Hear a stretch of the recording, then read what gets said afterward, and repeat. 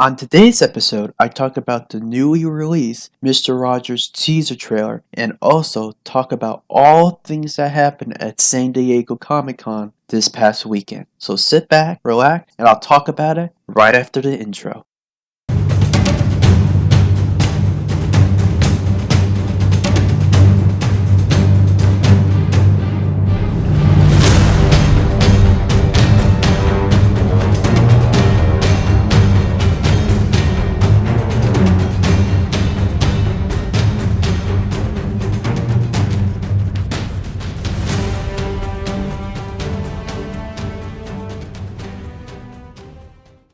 So, first of all, I want to thank you for coming back and listening to my podcast. And I just hope you have a wonderful day today, and I hope you had a great weekend. So, now that we said that, let's get into the topics for today. I think what I'm going to start off first is the teaser trailer of Mr. Rogers, starring Tom Hanks. And I'm going to be perfectly honest with you. The only thing I knew about this movie was the casting of Tom Hanks and about how they would tell the story of Mr. Rogers and his TV show on PBS and how he influenced kids in the world when he was doing his show. So I really didn't know how this would be made, how would this tell the true story of Fred Rogers. And I have to generally say that this brought me a smile to my face. Because when I was watching that teaser trailer, just the song that they started out with, A Beautiful Day in the Neighborhood. My gosh, that brought back so many memories. So many memories as I was just a little kid watching Mr. Rogers, always excited. What was he going to teach me? What was he going to entertain me with? And I always was excited to watch that show, and it's always taught me about things that I didn't understand, and he did it in such a simple way. And I love that. And I love that about Mr. Rogers. And before I was recording today, I watched a little video of Mr. Rogers after I watched the trailer. Just how much we need him today. With everything going around, with everybody hating, everyone calling people names, we forgot what it is to be a good neighbor. We forgot what it means is to be kind towards people. And that's a real shame. Because I was always raised, treat people how you want to be treated. I think that's universal. Everyone wants to be treated right. It just seems a good idea to treat other people with the same respect as you want to be treated. And I think Mr. Rogers really made a point in that to show kindness, to help other people, to be the best person you can be. Because the world is ugly in itself. What about we try to be sweet? We try to be kind. We try to be helpful. And that we show that humanity is good. With everything going on in the world, with war and all of that, maybe we can show a little kindness. Maybe we can show a little sweetness. Be a little helpful to other people. So they can spread that around to other people. And that's what he taught us as little kids. The values of being kind. the value of putting smile and smiles on other people's faces.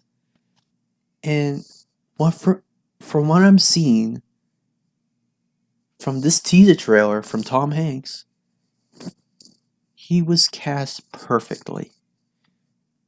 Absolutely perfect. And I really cannot wait till this Thanksgiving when the movie comes out. Because to me, I can already tell Tom Hanks is going to be nominated for Best Actor. Because I sure would. Now, I haven't seen the movie, but from what I'm seeing, he's Best Actor nomination right here. And he's going to make a lot of people cry. For the people that remember just how great Mr. Rogers was and how they remember him and how Tom Hanks is going to portray him in this bio, I just think this is going to be a really heartwarming movie at Thanksgiving that everyone's going to want to see. Now, if you haven't seen Mr. Rogers, I truly believe when you bring your kids, nephew, any of those little kids, when they see Tom Hanks' portrayal of Mr. Rogers, they're going to want to see the real Mr. Rogers. They're going to want to see all the episodes and all the lessons and all the fun things Mr. Rogers did. And so that's going to make the Mr. Rogers legacy last even longer.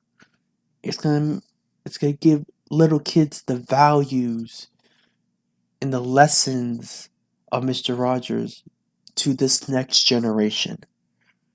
And I think that's wonderful. I can't wait for this movie. I really can't.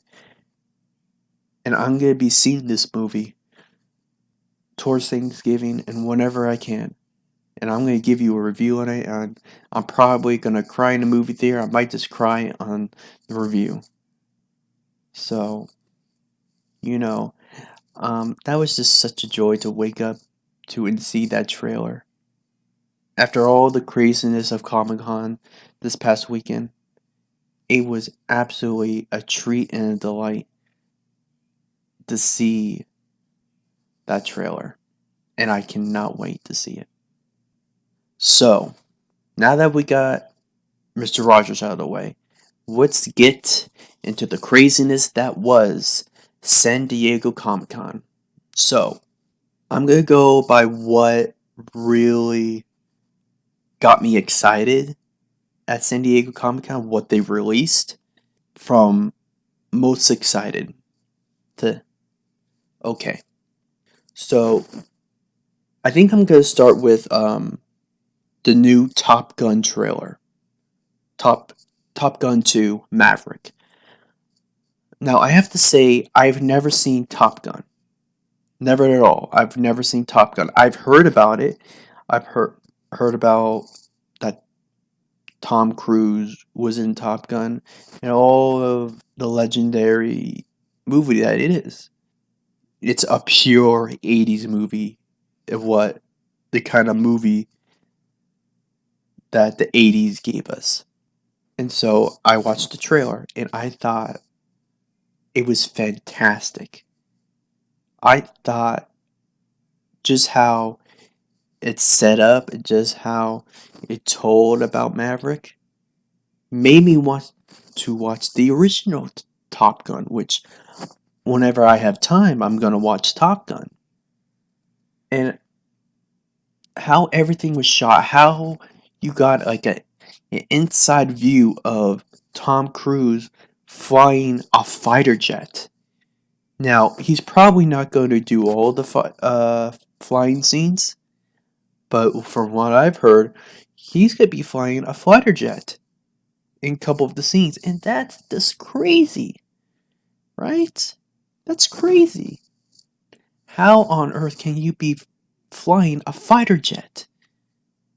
And I just think from what they're showing us, the camera inside the jet, seeing the pilot fly, and just everything they're showing us, with Maverick and possibly what he's going through, I think that's just amazing. It truly is. I think my favorite quote or line in the trailer was, his breed is dying. And he says, possibly, but not today. It's like, oh yeah, that was great. That made me so excited. That made me want to watch Top Gun, which a movie I have never seen. That line right there was so good. I mean, you can use that line for everything. Not today. Oh, man, that was just so good. And I was actually pumped up to see it next year. That was just great. It really was. And I really can't wait to see what they give us in Top Gun 2. So, now, even though Lucasfilm and Star Wars did not have a Hall H panel at San Diego Comic Con, but what they did have is their publishing panel. And even though Lucasfilm didn't have a Hall H, what they announced was A-okay with me, since whatever they're going to show at D23 really must be special. But at Comic-Con, what they released was a four-part comic series based on the rise of Kylo Ren. And everyone went nuts because, as you all know, people that listen to the podcast, I am a big Kylo Ren fan.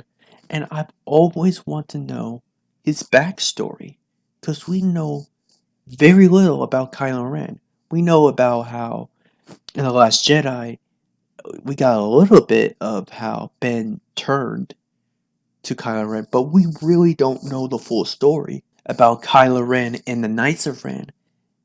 And that I found it very interesting that this comic series is coming out just a couple of weeks before the Rise of Skywalker. I think that's very, very interesting that we're going to get the rise of Kylo Ren right before we see the Rise of Skywalker. And to my mind, what that says to me,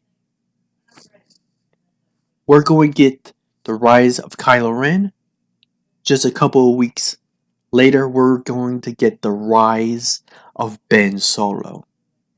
So they're trying to tell you something here.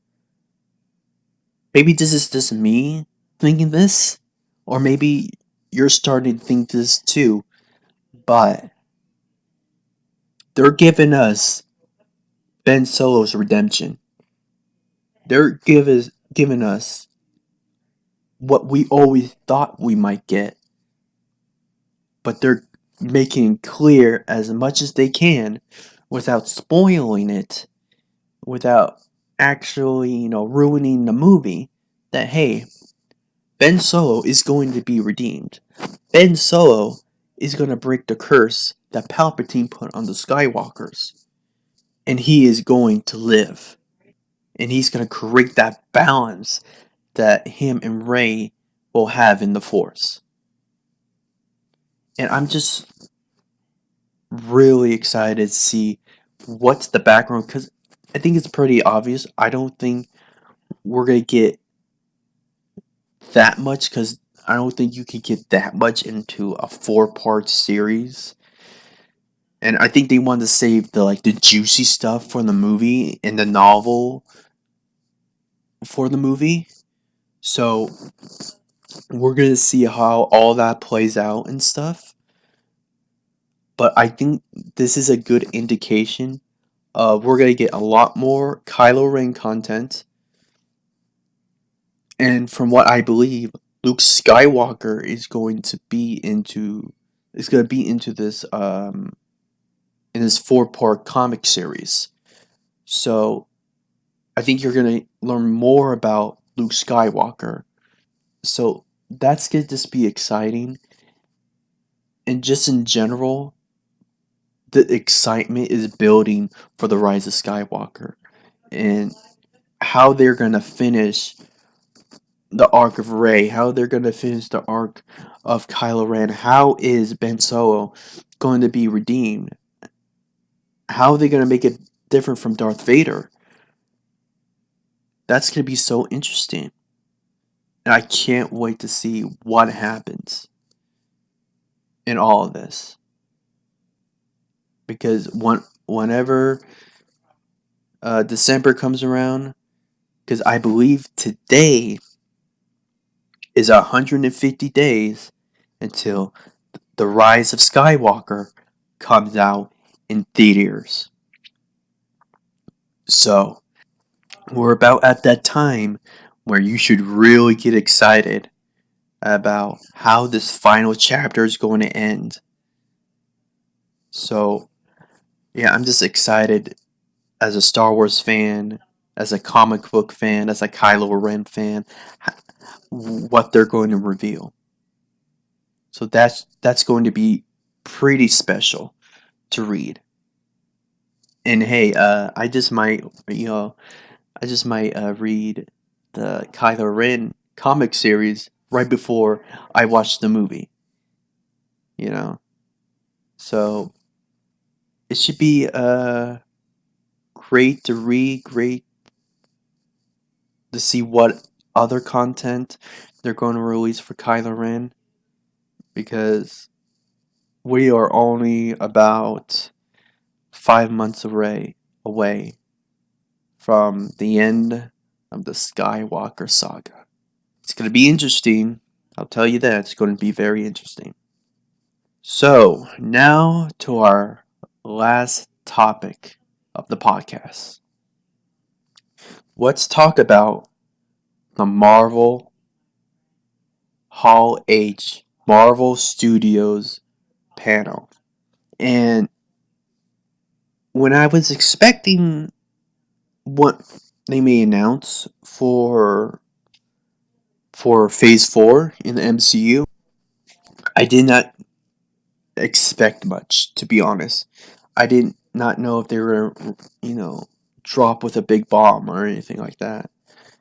I expected they were going to announce the Eternals, Black Widow, Shang-Chi, and Doctor Strange. So I knew those were coming. And I also expected the newly announced Thor 4 and Doctor Strange 2. So I did not know what else was coming. But even though I knew those things were coming, but how they reveal them and the details that we got from them, I'm very excited for those. I'm very excited for Disney Plus shows.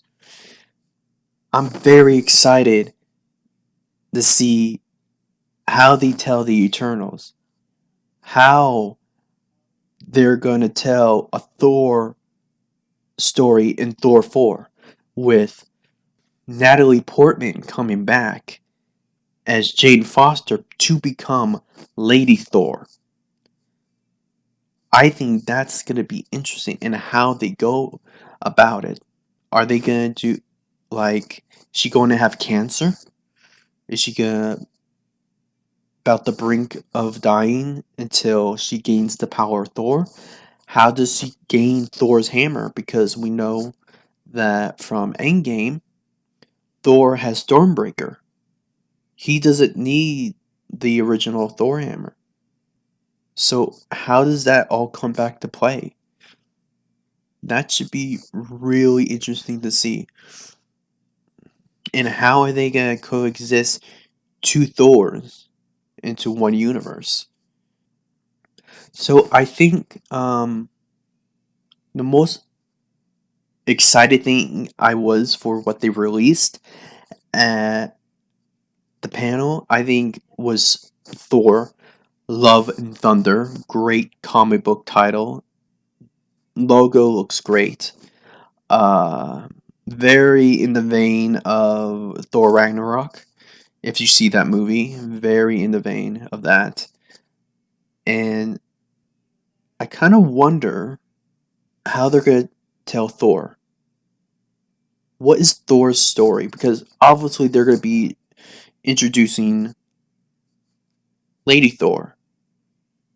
And I think Natalie Portman is a tremendous addition to the cast. And I was very shocked that she came back because she did not have a good experience on Thor 2.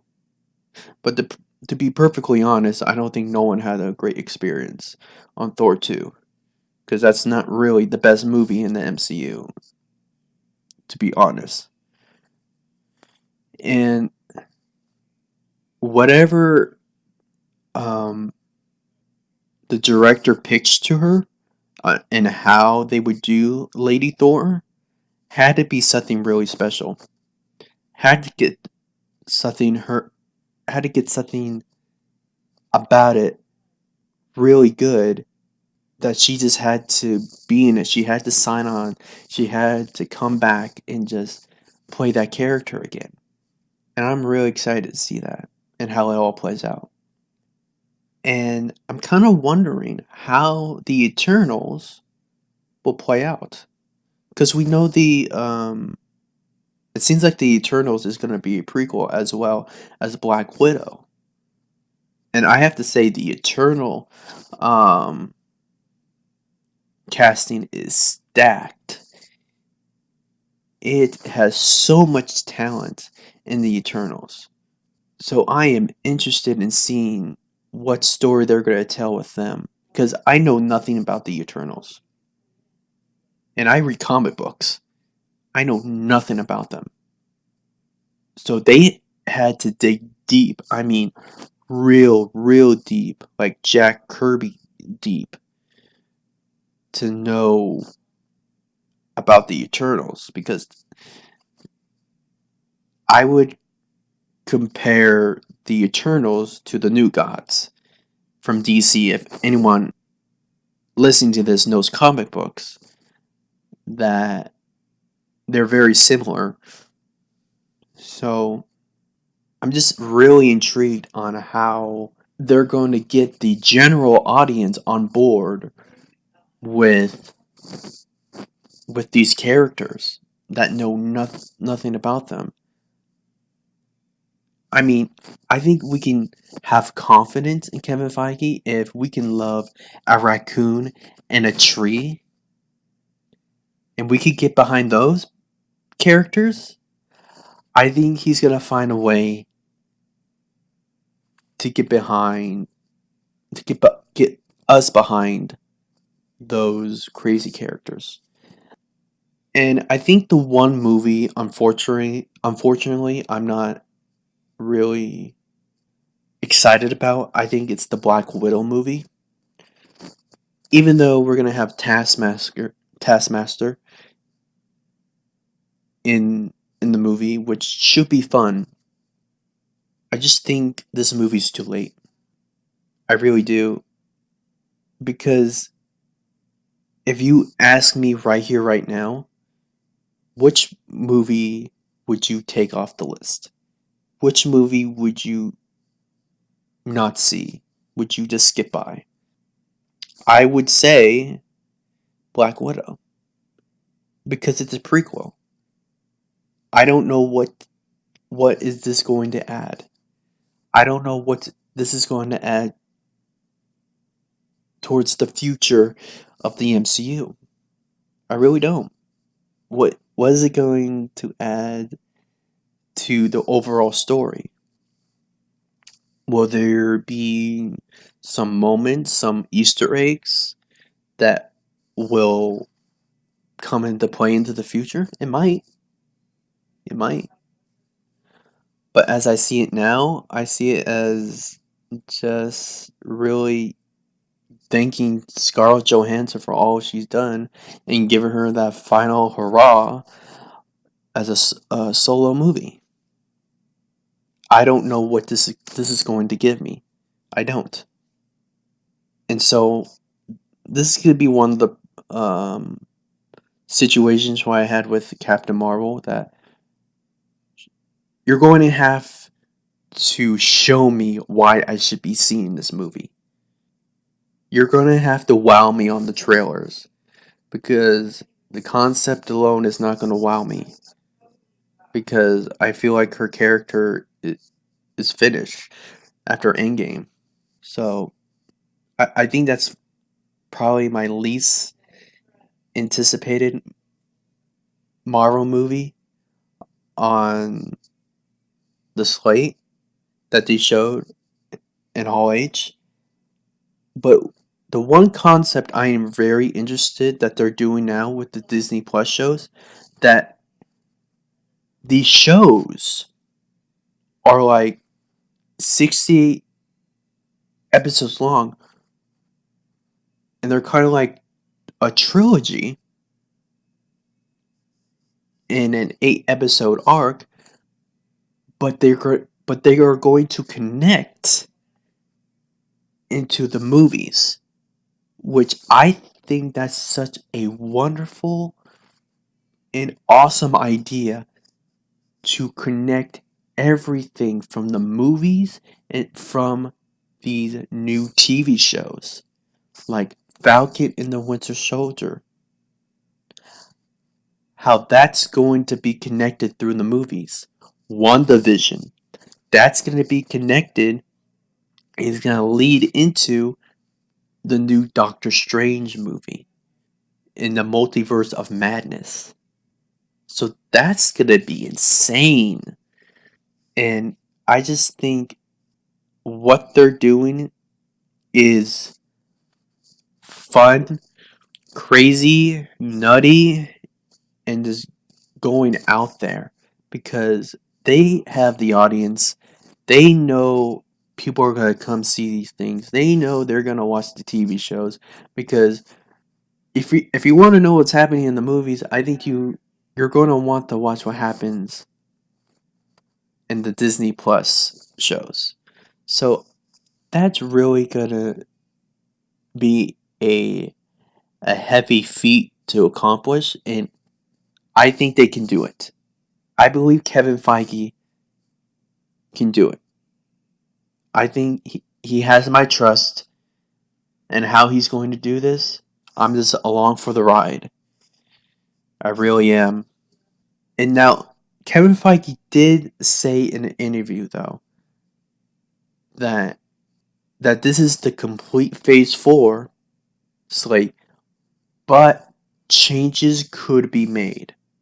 For right now, this is the complete Phase 4 slate, but changes could be made. Things could be added. So that tells me, like, whenever Sony announces Spider-Man 3, that's going to be in Phase 4.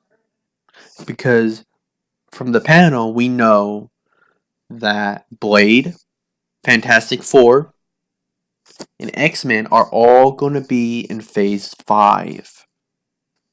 All of them are going to be in Phase 5. So probably in the next couple of years, you'll probably see Kevin Feige talking more about Fantastic Four, talking about more X-Men or mutants, however you want to put them. And I think you're going to be hearing more about that. Now, are they going to talk about more of those properties at D23? It's a possibility. Because he did announce that we'd be getting a Captain Marvel 2. He did announce that we get a Black Panther 2. So he might give us more details about that at D23. Then they might announce a Spider-Man 3 in Phase 4 at D23. But that's going to be up to Sony. If they tell like Marvel, Disney, okay, go announce Spider-Man 3 at this time. We're good. So I think that's what could be happening at D23 because I fully expect like Star Wars is gonna have some major things at D23. So I don't think like Marvel's gonna tell a lot or say a lot or give us a lot. I think it's mainly gonna be about, Disney animation, live action stuff, and Star Wars.